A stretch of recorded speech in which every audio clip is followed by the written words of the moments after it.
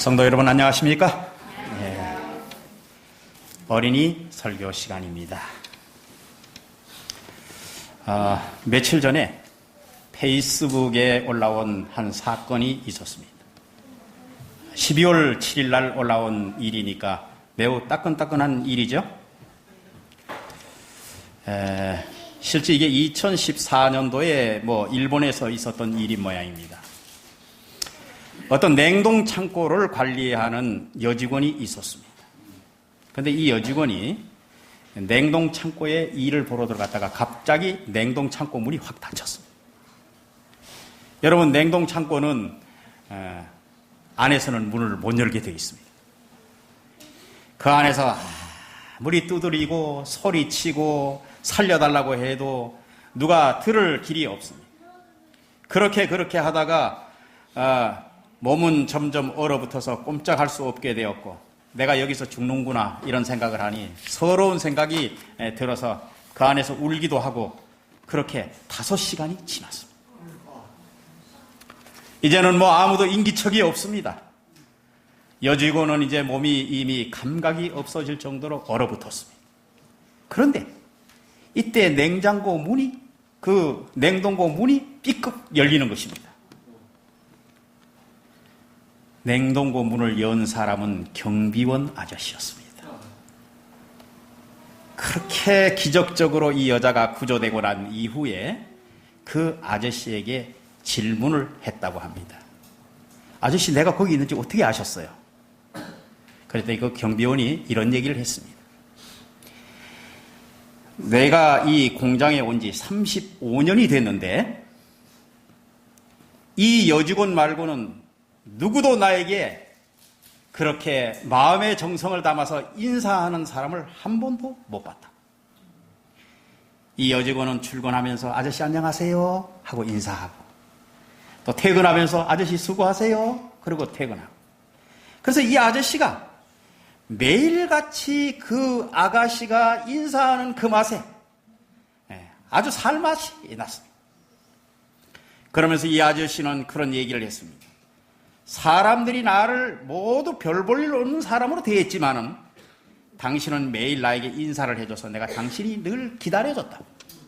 근데 그날 저녁에 아저씨 안녕히 계세요 그 말을 자기가 못 들었다는 거야. 그래서 이 아가씨가 왜 안 나올까?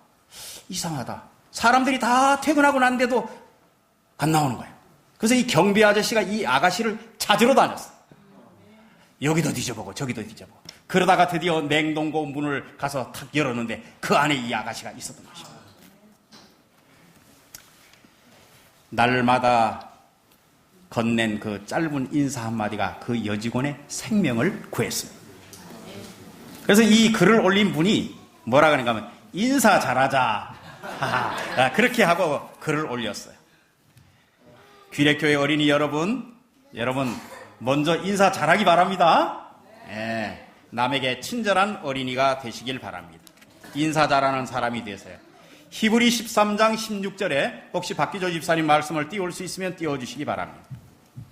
히브리 13장 16절에 오직 선을 행함과 서로 나누어 주기를 잊지 말라. 이 같은 제사는 하나님이 기뻐하시느니라. 우리 귀례교회 어린이들 원래 인사 잘합니다. 가는 말도 채찍질을 이렇게 하라 그랬어요.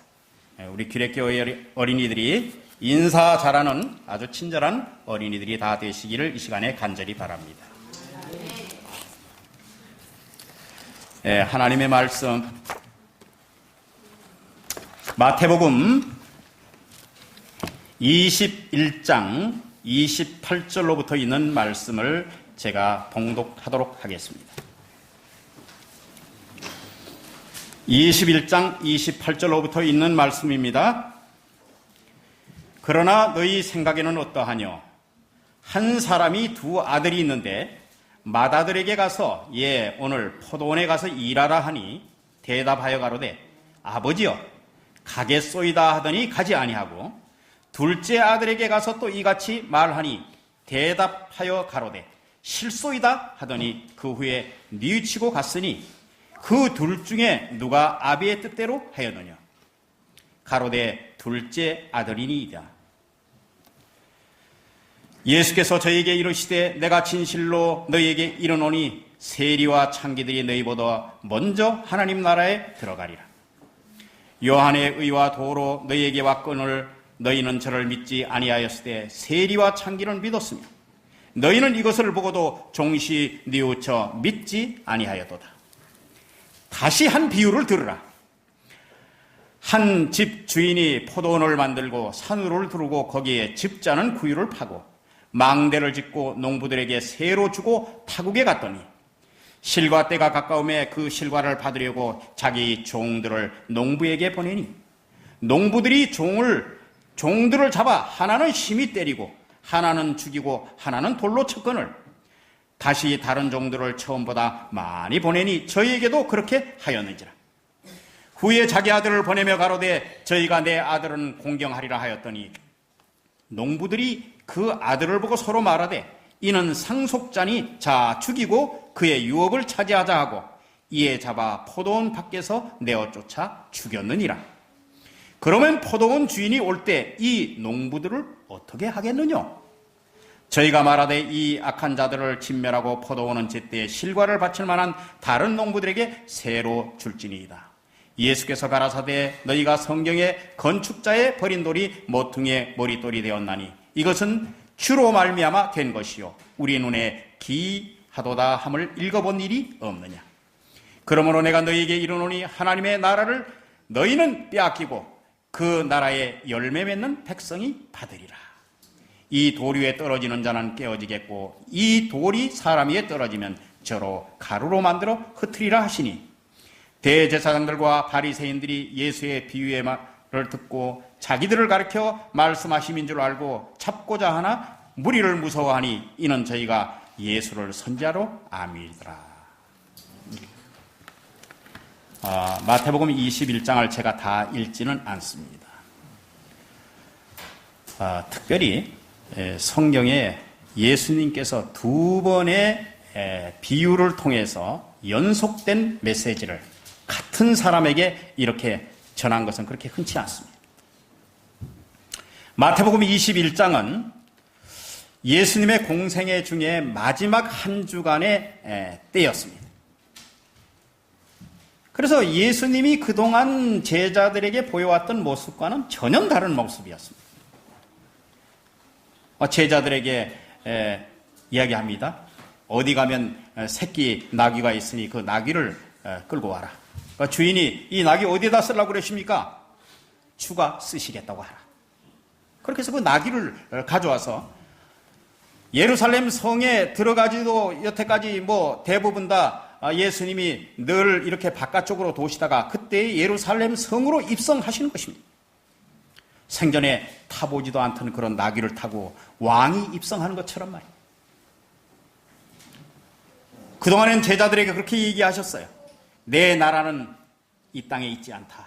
그렇게 설명하시던 예수님께서 왕처럼 나귀를 타고 그렇게 아주 백성들의 환호를 받으면서 그렇게 그 성으로 입성하셨습니다.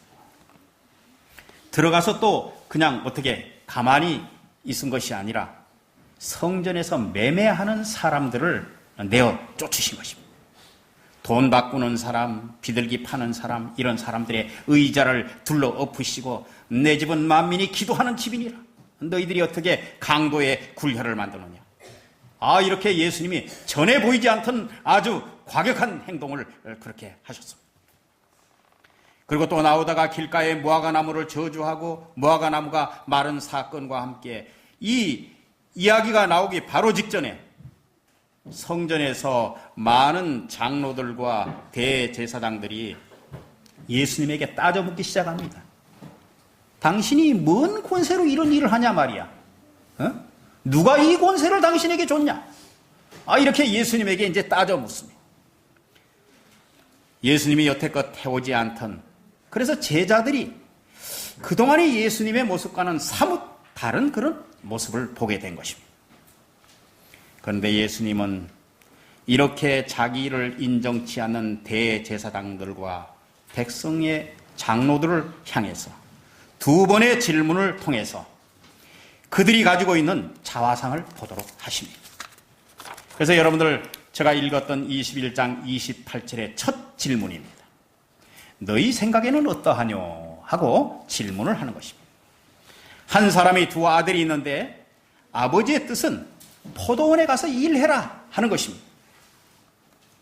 동등한 기회를 부여하는 것이죠. 누구든지 아버지의 포도원에 가서 일할 수 있도록. 근데 맏아들은 가고 안 갔어요. 근데 둘째 아들은 처음부터 아이 싫습니다. 그렇게 얘기하고 뉘우치고 갔다는 것입니다. 그래서 예수님이 질문합니다. 이 둘 중에 누가 아비 뜻대로 했느냐? 그랬더니 그들이 대답하기를 뭐라고 얘기하는가 하면 둘째가 아버지의 뜻대로 했습니다.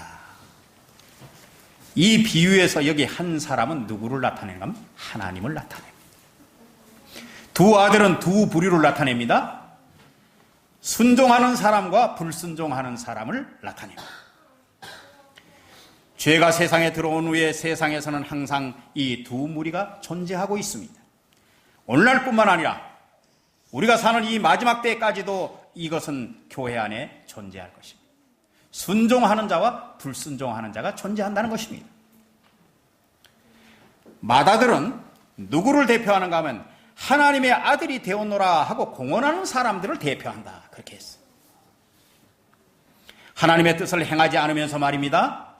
입으로만 그렇게 시인하고 행동은 따르지 않는 그런 사람을 대표한다. 둘째 아들은 뭐라는 하면 하나님을 섬기겠노라고 공언치 않고 공개적으로 범죄하며 살아가는 모든 사람을 대표한다. 그렇게 했어요. 아버지의 뜻은 오늘 가서 일하라는 것입니다. 싫다고 한 둘째 아들이 공개적으로 아버지의 권위를 경멸했습니다.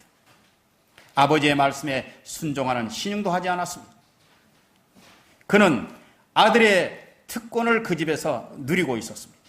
사실은 은혜는 누리려고 하지만 의무는 감당치 않으려고 했던 것입니다. 이 두 아들들이 사실은 다 완벽하지 않아요. 둘 다 잘못이 있습니다. 하나는 실행하지 않는 잘못이 있고 하나는 처음의 태도가 잘못이 있었습니다. 그래서 이 비유를 통해서 아버지의 뜻은 무엇인가 하면 행동이 없는 공헌은 아무런 가치가 없다는 것을 우리에게 알려주고 있습니다. 그러면서 세리와 창기들을 이야기합니다. 이 사람들은 그때 당시에 소외된 사람들입니다. 성전과 회당의 거리에 들어가지도 못했습니다. 사람이 모인 곳에는 피해 다녔습니다. 어느 곳에 가도 환영받지 못한 사람들이었습니다. 사회에서 그야말로 지탄받는 그런 대상이었습니다. 그런데 이 사람들은 자신의 비참한 영적 필요를 깊이 느끼고 있었다는 사실입니다. 그리고 예수 그리스도께서 말씀하실 때 그들은 그리스도를 영접했습니다. 그런데 이 지도자들은, 말로만 하는 이 지도자들은 예수님이 말씀할 때 믿지 않았다고 했습니다. 이 비유에 나오는 첫째 아들처럼 유대 지도자들은 주님의 포도원에 들어가기를 거절했다. 그렇게 예언의 신은 소개하고 있습니다. 그걸 쭉 다 읽어봤더니 세 가지 특성이 나와요. 원래 결정을 바꾸지 않았다. 틀렸으면 좀 이렇게 고치기도 하고 바꾸기도 하고 내가 이게 지금 길이 잘못됐으면 내가 잘못됐구나 다시 가야 되겠다 이런 생각을 해야 되는데 원래 결정을 바꾸지 않았다. 꼴통이잖아요. 꼴통. 그죠? 그 다음에 유대의 지도자들은 고집스럽게 회개하지 않았다. 또 한 가지는 완고한 마음이 변하지 않았다. 세리와 창기들은 예수님의 가르침에 대해서 반응하고 자기 자신을 돌아보고 예수님의 필요를 더 깊이 느끼는 반면에 그들은 더 완고하게 그렇게 나갔어요. 그런데 세리와 창기들이 회개하는 것을 보니 유대 지도자들이 감정이 난 것입니다. 저것들이 저거? 예? 거기에는 삭개오 같은 세리도 있었고 마리아 같은 회심한 창기도 있었습니다. 사회적으로 소외된 자들이 주의 포도원의 일꾼으로 받아들여진 것에 대해서 그들은, 유대 지도자들은 그들과 더불어 일하려고 하지 않았다. 내가 그래도 어떤 사람인데 저런 사람들하고 내가 감히 같이 그렇게 내가 일하겠냐. 서기관과 바리새인들은 자기 만족에 빠져서 복음에 둔감했다고 이야기하고 있습니다. 그렇게 한 비유를 쭉 설명하고 나서 주님이 그들을 향해서 다시 한번 비유를 들려주면서 자신들의 실상을 보도록 하신 내용이 그 다음에 나옵니다. 한 대상을 놓고 또 한 번의 비유를 전개합니다. 여러분 33절에 한번 보시길 바랍니다.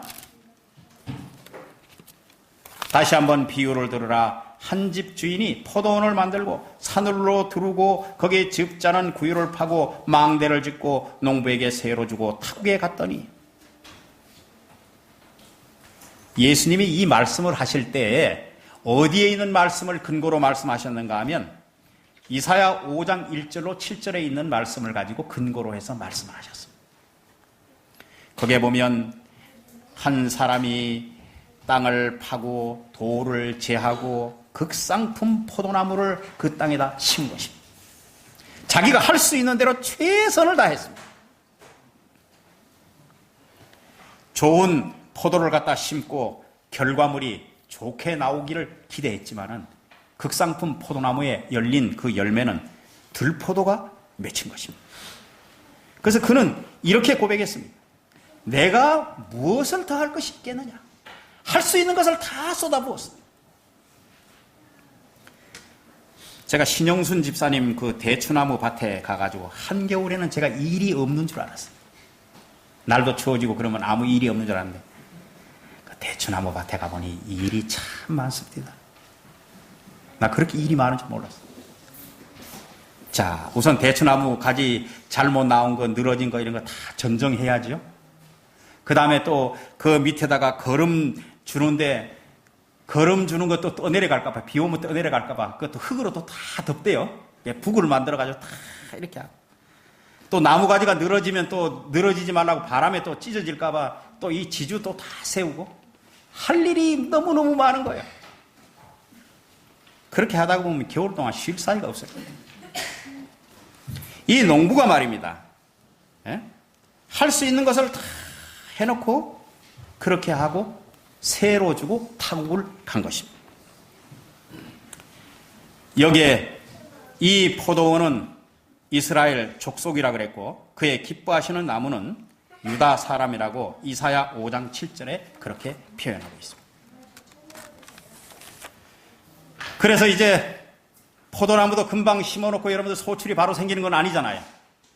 다른 성경책을 이렇게 사복음서에 비유해보면 몇 년 후에 이 열매가 달릴 때쯤에 주인이 생각을 해서 자기 종들을 보낸 것입니다. 그런데 35절에 보니까 뭐해요? 환영했어요? 어떻게 했어요? 푸대접했어요. 푸대접. 때리고 죽이고 그 다음에 돌로 치고. 그래서 36절에 보니까 더 많이 보냈다. 사람들 더 많이. 그런데 똑같은 일이 일어났어요. 가서 다 얻어 터지고 맞고 다 그렇게 해가지고 죽임당하고 그렇게 했습니다. 이 주인의 생각에는 37절에 자기 아들을 보내면, 나에게 하나밖에 없는 이 히든카드인 내 아들을 보내면 저들이 그래도 내 얼굴을 봐서 나를 좀 공경하겠지 하는 마음이 들어서 그 아들을 보낸 것입니다. 그런데 이 사람들이 38절에 보니까 상속자니 죽이자. 저것만 죽이면 유업을 우리가 차지하지 않겠는가? 결국 붙잡아서 포도원 밖에 가서 드디어 이 아들을 죽입니다. 그래서 오늘 설교 제목처럼 이 농부들을 어떻게 하겠느냐? 주인이 어떻게 하겠느냐? 그랬더니 그 사람들이 자기들이 그 이야기를 들으면서 그 이야기의 결과를 내놓아요.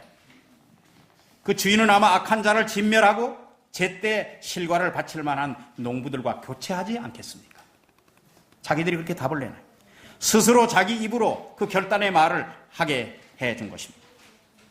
우리가 여기서 받아야 할 영적 교훈들이 있습니다. 여러분, 사악해지는 모습이 날이 갈수록 더 흉폭해지지 않습니까? 악이 가중되는 모습을 여기서 보이잖아요. 예? 급기야는 죄악의 종착지를 보여줍니다. 여러분 요즘에 세월이 흐르면 흐를수록 사회는 더 악해진다는 사실을 우리에게 보여주고 있습니다. 얼마나 끔찍한 그런 사건들이 우리에게 일어난지 모르겠습니다. 그리고 특별히 우리 젊은이들에게 여러분들 한번 지하철 같은 데 한번 타보시면 뭐 바로 답이 나옵니다. 옆 사람도 몰라요. 딱 보는 게 한 군데 있어요. 휴대폰. 정신이 팔려가지고. 근데 좋은 것만 볼까요? 나쁜 것도 볼까요? 게임에 미친 사람은 게임도 보고, 그 다음에 그렇게 해서. 우리가 지금, 우리 자녀들이, 옳은 것을 선택할 수 있는 길이 점점 더 어떻게 되는 가 좁아지고 있습니다. 악이 이렇게 증가하는 모습을 보여주고 있습니다. 그리고 또 한 가지 사실은, 빌려준 주인은 반드시 돌아온다는 사실을 우리가 알아야 합니다. 심판이 있음을 알려주고 있습니다. 여기에 어떤 지주는 누구를 얘기하는가 하면 하나님을 이야기합니다. 보내진 종은 하나님의 선지자들입니다. 선지자들은 돌로 얻어맞기도 하고 때림을 당하기도 하고 죽기도 하고 그렇게 하고 이 아들은 상속자이신 예수 그리스도를 나타냅니다. 여러분 여기 지주의 목적이 있습니다. 지주는 지주의 바람이라고 해도 되고 지주의 뜻이 무엇이 있겠습니까? 지주가 뭘 바랐겠어요? 예? 그저 이 사람이 이 밭을 관리해 줄 때 내 밭처럼 관리해 주기를 바랄 거 아니에요. 그죠? 그래서 밭을 잘 관리해 줄 뿐만 아니라 때를 따라서 소출이 발생했을 때 내가 심어놨던 그 좋은 그 포도나무의 열매를 나에게 그렇게 때에 따라서 내놓고 그리고 이 주종관계를 계속 유지하는 그것만 하면 이 주인에게는 더 바랄 게 없어요. 그런데 이 소장농의 의무는 또 뭡니까? 밭을 잘 관리할 의무가 있잖아요. 그런데 주인의 지시를 사실은 어떻게 해요? 무시하는 것입니다. 주인이 그 밭을 얘기할 때 아마 그런 얘기를 했을 겁니다. 내가 이거 아주 좋은 포도나무를 심었는데 이거 좀 잘 좀 관리하십시오. 그냥 잘못 관리를 안 하면 이게 혹시 좋지 못한 열매가 맺을지도 모르니 좀 잘 관리하십시오. 아마 그런 말 다 했을 겁니다. 자기가 노력한 걸. 그런데 이 소장농이 그 주인의 지시를 무시한 것입니다. 그리고 자기 뜻대로 농사를 짓는 겁니다. 아까 내가 얘기했지만 우리 신영순 집사님 같이 겨울에 그냥 팍 추운데도 그렇게 일한 것이 아니라 그냥 나비두고, 추운데 그냥, 주인이 먼 나라 갔는데 이렇게 쉽게 오질 못할 거야. 주인이 멀리 있고 또 눈에 보이지 않으니 내 마음대로 이렇게 하는데 또 어때? 그 소장농은 아마 그런 생각을 하고 제때 해줘야 될 일들을 미뤘을 것입니다. 좋은 열매가 맺을 줄 알았는데 별다를 것 없는 아주 엉성한 그런 열매가 맺히게 된 것입니다. 주인의 생각은 특종 열매가 나도록 그렇게 원했는데 엉성한 열매가 그리고는 혼탁한 열매가 맺힌 것입니다. 그리고 주인이 언젠가는 회개해야 된다는 사실을 그는 잊고 살았습니다. 우리도 주님이 오신다는 사실을 우리는 잊고 살면 되지 않습니다. 주님은 우리에게 오실 것입니다. 우리가 되는 대로 그렇게 살아서는 되지 않을 것입니다. 여기에 소장농은 그렇게 해서 자기 멋대로 그렇게 살다가 이제 드디어 그 주인이 보낸 사람들이 닥치니 내놓을 곳이 없어요. 농사를 제대로 잘 지었으면 괜찮은데 내놓을 곳이 없어요. 여러분 제가 그 농사를 많이 해보진 않았지만은 그 조그만 밭을 이렇게 그거 해가지고 농사를 짓는데 풀을 좀 안 매줬더니 옆에 사람들이 막 뭐라 그래요. 당신 농사 이렇게 짓고 있냐고 말이야. 그래서 내 밭에 처음에는 저 양반들이 왜 저러나. 벌레 생기고 다 이러면 당신 밭에서 우리 밭으로 다 온다고. 밭 똑바로 관리하라고. 여러분 잘 해야 됩니다. 농사 그죠? 그래서 때에 따라서 풀 뽑을 때 풀 뽑고 다 이렇게 해야 그게 되는 것입니다. 근데 이 소작농들은 주인의 뜻을 무시했을 뿐만 아니라 그 주인이 보낸 사람들을 적대시하고 그들에게 고통을 가하고 마지막 이 지주의 보루였던 아들마저도 죽이게 되는 것입니다. 이것은 하나님께서 수많은 선지자를 통해서 회개의 기별을 그들에게, 이스라엘 백성들에게 보냈습니다. 오늘 우리에게도 보내고 있습니다. 눈물로 호소했고 돌이키기를 바랬으나 그들은 돌이키지 않음을 보았다. 주인이 오셨던 것처럼 주께서 다시 오실 것입니다. 우리의 주어진 삶을 계산하러 주님께서 오실 것입니다. 그들이 적대시했던 건축자에 버렸던 그 돌은 종교 지도자들이 음모로 십자가에 못 박은 그 예수님을 표상하고 모퉁이의 머릿돌은 부활하셔서 교회의 머리가 되신 예수님을 상징합니다. 이 두 비유의 초점은 무엇인가 하면 순종하라는 것입니다. 순종하라. 공언하는 마다들처럼, 공언하는 유대 지도자들처럼 말로만 그렇게 하지 말고 하나님의 뜻에 순종하고 사는 것이 살 길이다 하는 것을 두 비유를 통해서 확실한 메시지를 거듭 주님께서 들려준 것입니다. 그러면서 깨어지는 경험이 있는 자는 순종하게 될 것입니다. 기어이 고집으로 일관하는 사람은 여기에 나온 대로 가루가 되고 말 것입니다. 제가 이 농부들의 특성을 좀 여러 장을 통해서 좀 한번 봤어요. 중요하기 때문에.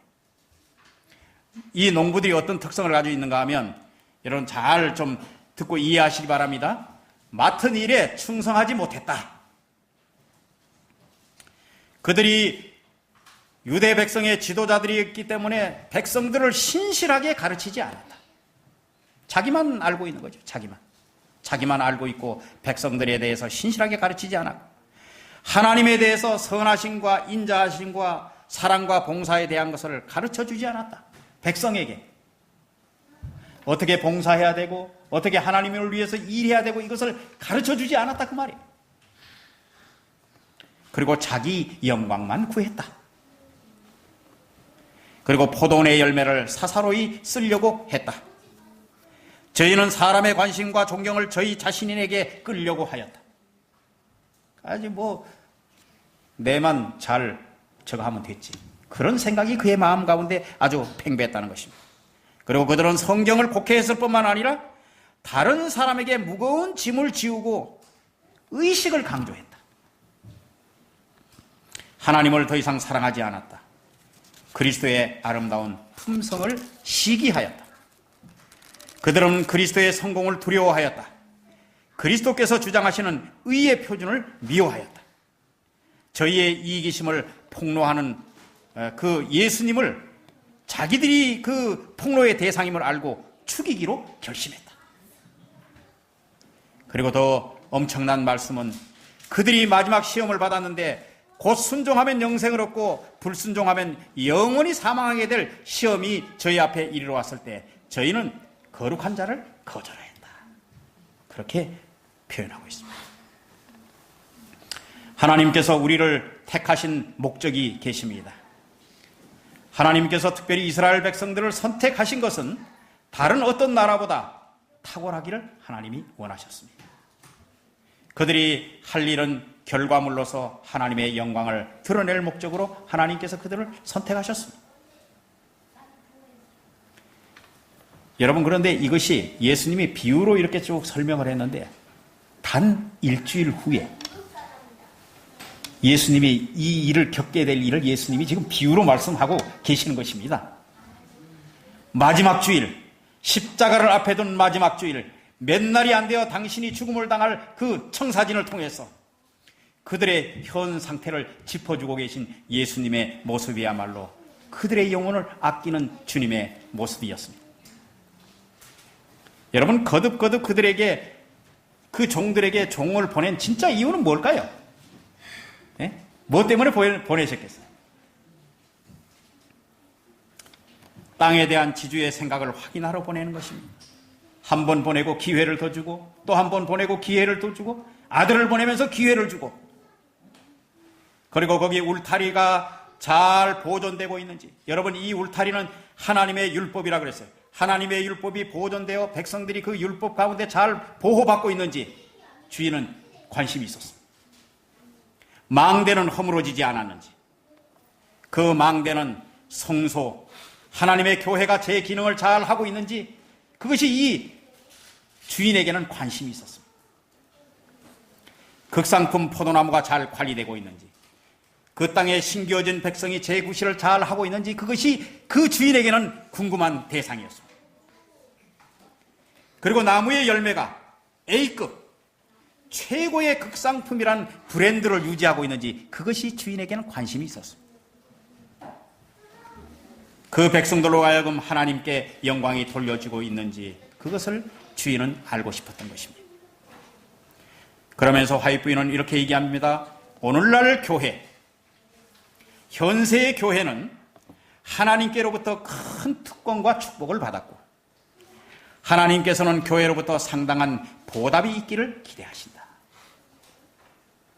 하나님께서는 교회를 매우 귀중하게 보신다. 그분은 외적인 훌륭함을 가지고 교회를 높게 평가하지 아니하시고, 세상과 구별되는 참 경건성을 가지고 교회를 귀하게 여기신다. 그분은 교인들이 그리스도를 아는 지식 속에서 자라나는 정도와 그의 영적인 경험이 진보에 따라서 교회를 평가하신다. 우리 주님이 교회를 평가하시는 방법이 달라요. 그리스도께서는 당신의 포도원에서 성결하고 이타적인 열매를 얻고자 하신다. 그는 사랑과 선의 원칙을 찾으신다. 온갖 예술을 만들어내는 어떤 아름다움을 그리스도를 대표하는 자들이 나타내는 품성의 아름다움과 전혀 비교할 수가 없다. 믿는 자들로 하여금 생명으로 쫓아 생명에 이르게 하는 향기가 되고, 하나님께서 당신의 사업에 복을 주시도록 하는 것은 믿는 자들의 심령에 두르고 있는 은혜의 분위기와 그들의 마음의 뜻에 역사하시는 성령이시다. 이 부분이 제가 아주 관심 있게 본 것입니다. 어떤 곳에 사는 신자들의 집단은 그 지방에서 가장 가난한 사람일지도 모른다. 그들은 외적으로 아무 주목도 끌지 못할지도 모른다. 그러나 그 교회 교인들은 그리스도의 품성의 원칙을 소유하고 있을 것 같으면 저희 마음속에 그리스도의 기쁨을 가지게 될 것이며, 천사들이 그들의 예배에 연합하게 될 것이다. 감사하는 마음에서 우러나는 찬송과 감사의 향기처럼 하나님께 올라갈 것이다. 하나님께서는 온 세상을 당신의 포도원이라고 주장하신다. 비록 이 땅에 지금은 사치자의 수중에 있지만 하나님께 속한 것이다. 창조에 의한 것뿐만 아니라 구속을 통해서 이 땅은 하나님의 소유이다. 하나님이 세상을 이처럼 사랑하사 독생자를 주셨으니 이는 저를 믿는 자마다 영생을 얻게 하려 하심이라. 요한복음 3장 16절에 이 선물, 이 한 독생자의 선물을 통해서 인류에게 다른 선물이 다 주어지는 것입니다. 온 세상은 날마다 하나님의 축복을 받는다. 빗방울 하나하나와 빗줄기 하나하나가 감사할 줄 모르는 인류에게 내려지고 있으며, 모든 나무와 잎들과 꽃들과 과일들은 하나님의 오래 참으심과 그분의 사랑을 증거한다. 그들을 사랑하시는 예수님의 마지막 기별이었습니다. 사람에게 버려진 바 된 그 예수께서 보배롭고 요긴한 모퉁이의 돌이 되셔서 믿는 자들에게는 믿음을 세울 수 있는 요긴한 반석이 되셨고, 믿지 않는 자들에게는 부딪히는 돌과 거치는 반석이 되었던 것입니다. 사랑하는 여러분, 오늘 여러분 무엇을 선택하시겠습니까?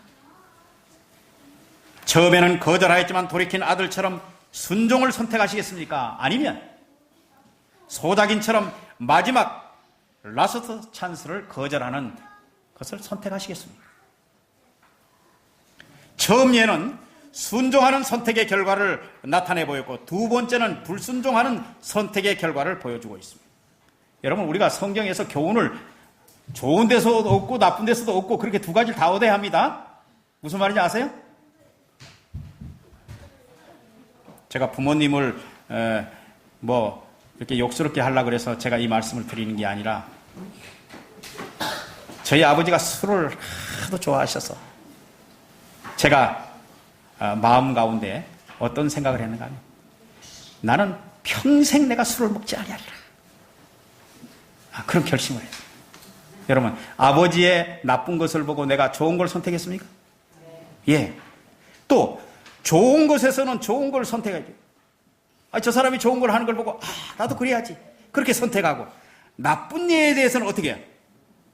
나는 그러지 말아야지. 그렇게 여러분 선택하시길 바랍니다. 우리는 순종의 결과를 선택해야 하는 것입니다. 남의 선에서 선을 취할 줄 알고 남의 악과 냉에서 열을 취할 수 있는 백성이 것입니다.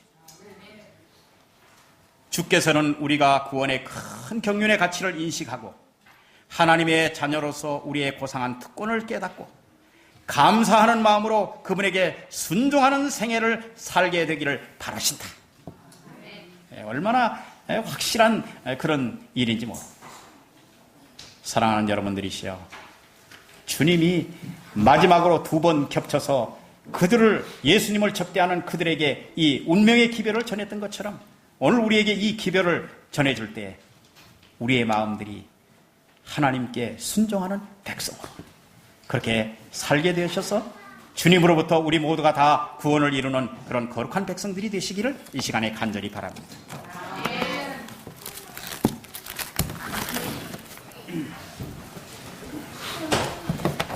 말씀 생각하시면서 251장입니다. 251장. 다 일어서시겠습니다.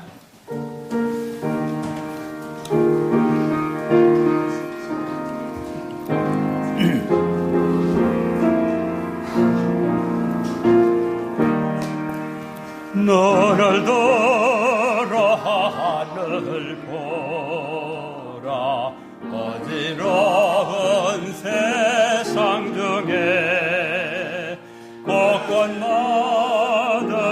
흥한 영의 간식 소리 들려온다. 빛을 잃은 너는 그는 선한 일꾼 찾으시나 대가 바리어린다. 믿는 자여 의할고 눈을 들어 하늘 보라 어두워진 세상 중에 외치는 자 많고 많은 생명수는 만나소라. 죄를 계속하신 주님 선한 일꾼 찾으시나 대답할 리 어디 있나.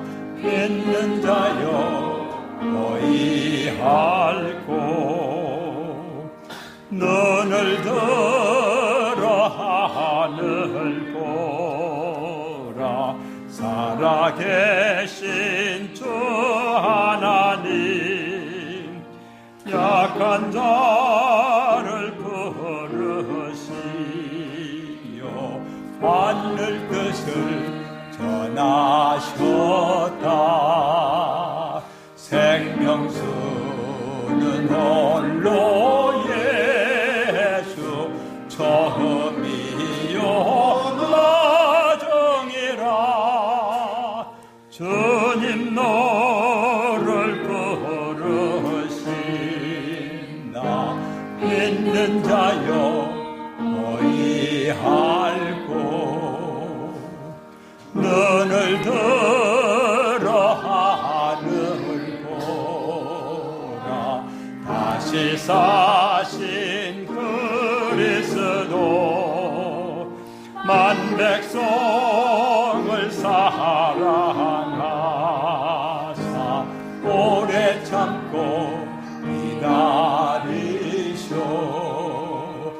인내하신 우리의 구주 주의 힘 받으시오.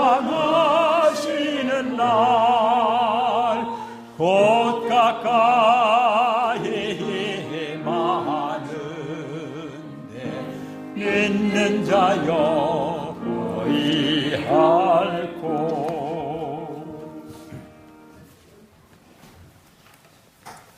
감사하신 우리 아버지 하나님, 십자가의 엄청난 일을 앞에 두고 이러한 기별을 그들을 사랑하여 주신 주님, 우리가 그 음성 듣기를 원합니다.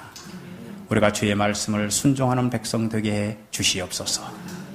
끝까지 주의 말씀 믿고 순종하며 살다가 예수님 오실 때 우리가 다 그 구원에 동참하는 우리 모두가 되게 주님이여 축복하여 주시옵소서. 귀하신 예수 그리스도의 이름으로 간절히 기도하옵나이다. 아멘.